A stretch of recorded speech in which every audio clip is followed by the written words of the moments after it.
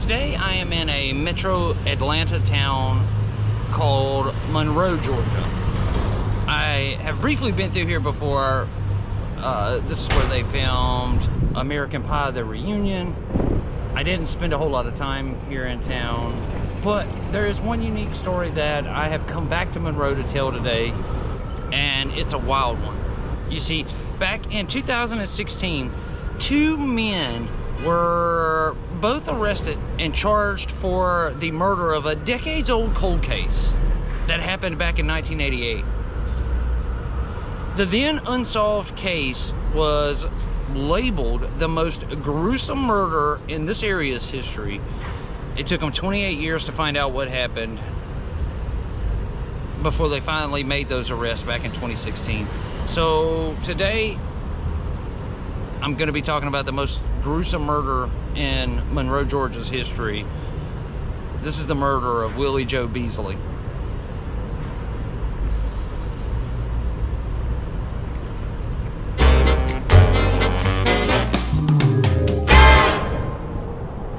On Thursday, August the 18th of 1988, Willie Joe Beasley had missed a few days of work, and his co-workers had become concerned about it. So the boss at his place of employment, he sent a few of Willie's co-workers right here to this plot of land. This is where Willie's home was at the time. It was like a duplex home that had been split up. As you can see now, it's gone. This is a vacant property. It's been completely torn down and there's nothing left. But this is the exact spot where that house once stood. And this is the exact spot where those employees come looking for Willie, and they found Willie Joe Beasley murdered in his own home. These men call the police department, who come out to investigate, and what they find is a crime scene like they have never seen before.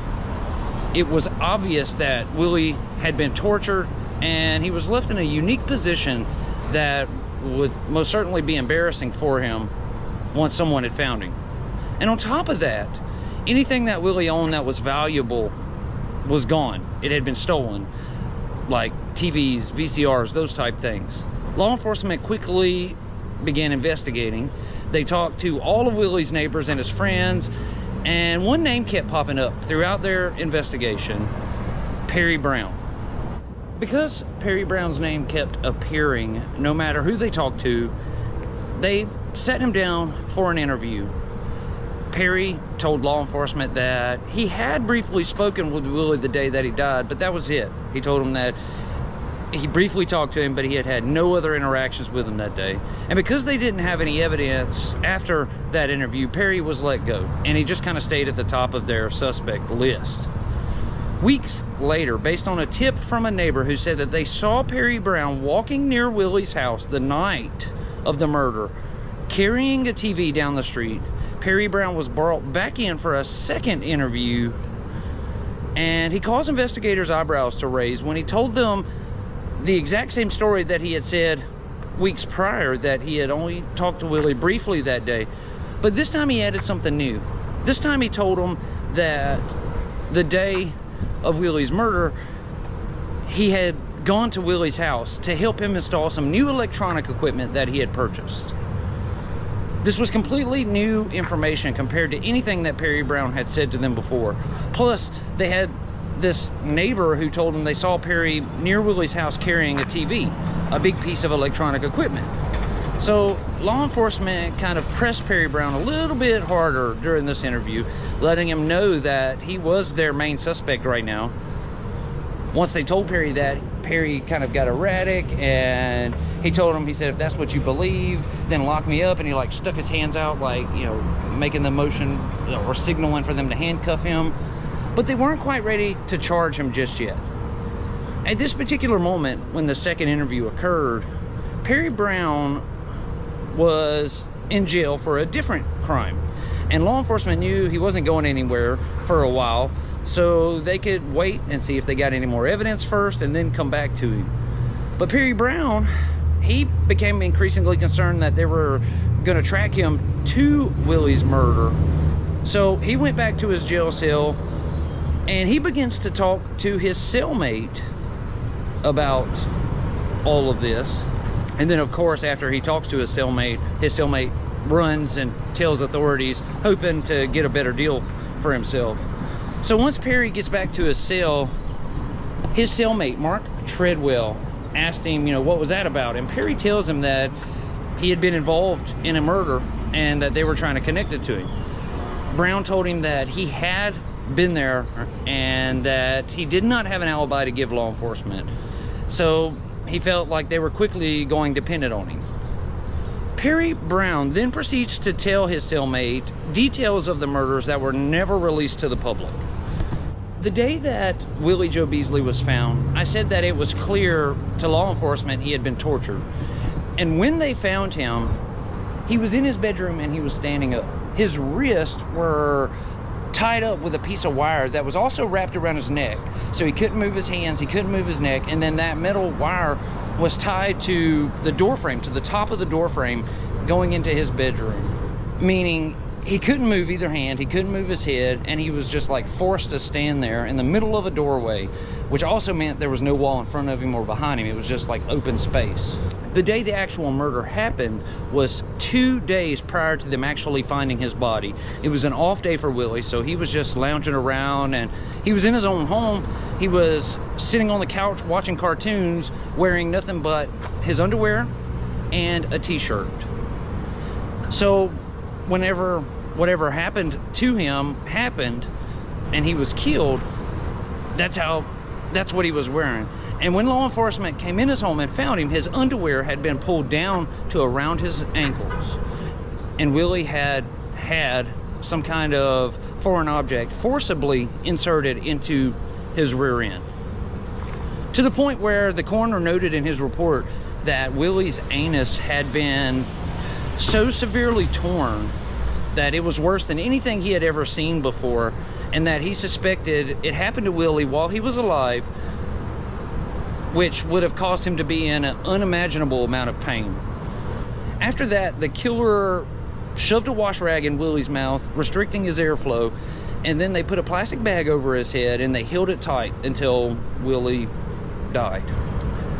The killer then raided the home of Willie Joe Beasley of all electronics, money, jewelry, anything that had a value. And police say that they believe the killers actually stayed in Willie's home for several hours after they murdered him. There was evidence left behind that they had smoked almost an entire carton of cigarettes that belonged to Willie. He had just bought it with his paycheck. They smoked almost that whole carton before they left. Law enforcement never made the information about the forced sodomy public.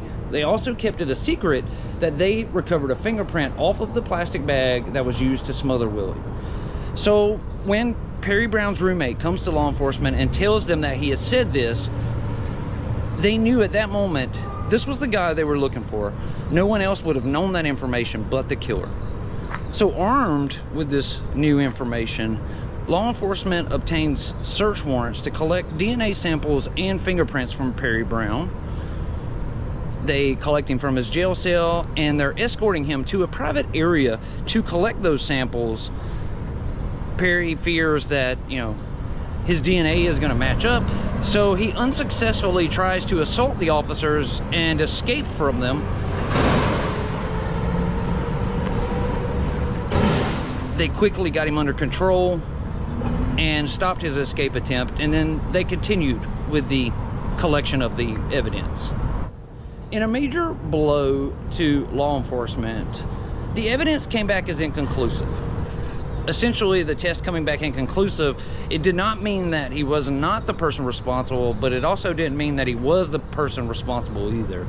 And I don't know if it was a court order issue or something, but in my head, I'm like, well, then just do the test again. But for whatever reason, they didn't do that. They just became deflated, and they seemingly gave up after that. After that point, detectives really got no new information on this case, on Willie Joe Beasley's murder.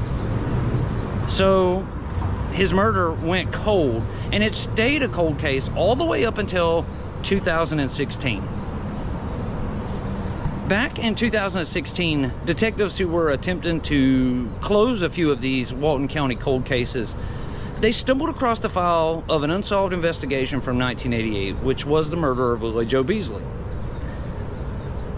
These detectives opened the file and read through it, horrified at the pictures and the descriptions of not only the crime scene, but also the crime itself, like what actually happened to Willie, with the way that he was tied up and the sodomy and all that.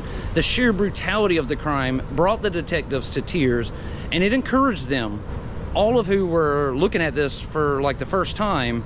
It energized them to uncover a solution and finally get Willie Joe Beasley some justice. The investigators tracked down several of the people that law enforcement had talked to back in 1988, like a neighbor across the street and a few of Willie's friends. They also had a few suspects listed in those case notes, but yet again, just as it was in 1988, no matter who they talked to and no matter what they read in those case notes, they kept coming back to Perry Brown. It was here that these new detectives got the break that they had been needing for nearly the last 3 decades. They spoke to a neighbor who told them that they saw with their own eyes the night of Willie Beasley's murder. They saw Perry Brown standing right outside of Willie Beasley's front door for hours and hours smoking cigarettes. Now, law enforcement were able to corroborate this statement based on the fact, like I told you earlier, because of the crime scene. They knew that the killers had hung out in Willie's home for hours after his murder, and they had smoked nearly an entire carton of cigarettes that belonged to Willie.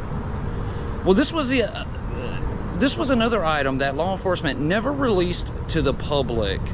And the fact that this neighbor now mentioned this confirmed to the investigators that they're barking up the right tree.